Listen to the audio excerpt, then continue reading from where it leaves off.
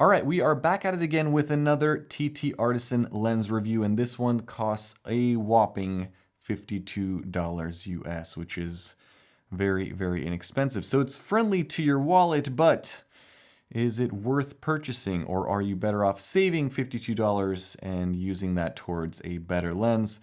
That is the question that I'm going to answer in this video.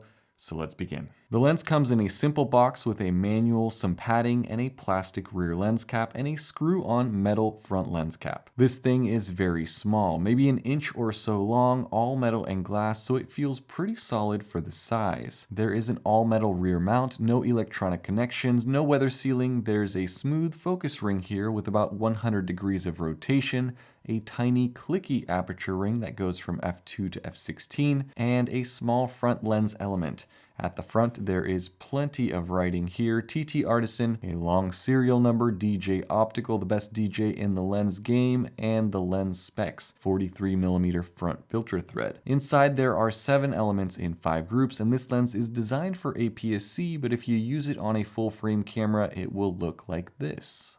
So there's not much to talk about in terms of the lens body, but the performance is the big question. Does it give you G Master quality for only $52 US?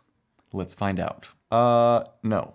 No is the answer to that one. So look, 25mm is a good street photography focal length on APS-C, so that's what I tried to do with this lens, and it didn't take long for me to start noticing some flaws. Center sharpness is okay, it's adequate, I don't really have any complaints. The corners are something else though. They say this is an APS-C lens, but it's almost like it doesn't quite cover the corners of the sensor because there were numerous examples of soft, smeary corners. You don't notice it as much if you are focused on something close to you and your background is bokeh, but as soon as you focus on something at a distance, you see it. It's a strange thing.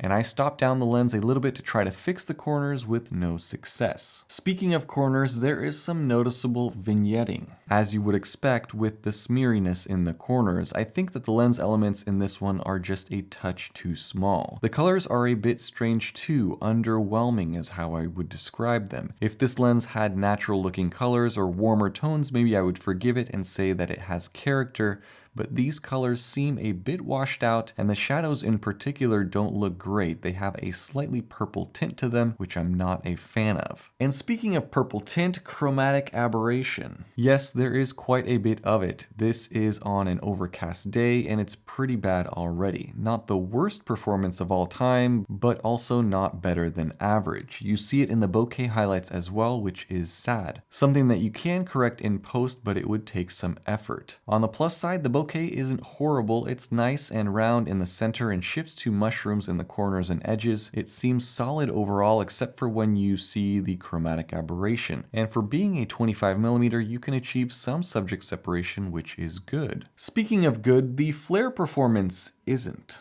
This has to be the weirdest flare performance I've ever seen. Not the worst performance, but it's just strange. And flare performance is very subjective. You can have people out there that love this sort of thing, so you can view that as a positive or a negative. And I think that's it for the things that I wanted to mention in terms of performance. It's not a horrific lens, well, maybe just in the corners. In terms of using it out in the wild, it was fine, but because of the small size, you can rotate the aperture on accident, and the focus ring, although smooth and seemingly with enough rotation, didn't give me the precision that I wanted. I think that they could have made it a little bit more fine. So could you go out and buy this $50 lens, use it to take photos and practice your photography?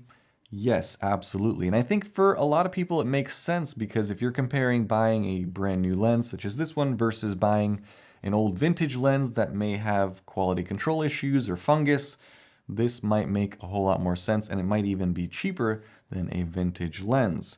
But there are better lenses out there, and probably not around the $50 price point, I'll be honest, but around $100, there are a number of manual lenses that perform certainly better than this and are faster as well.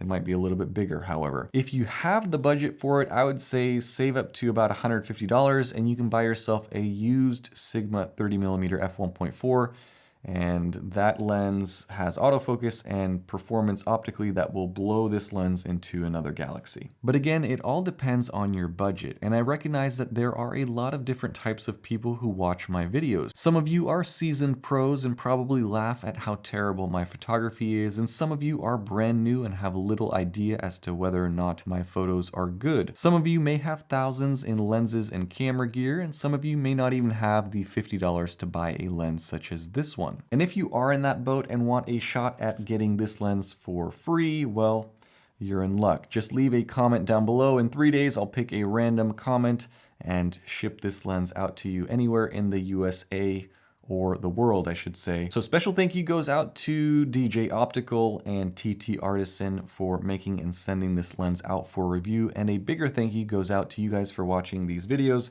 Thank you so much. Thanks for all of the likes, all of the comments, and the support. Stay tuned for more. A lot of cool stuff coming up. I'll see you guys then. Have a nice day. Bye-bye.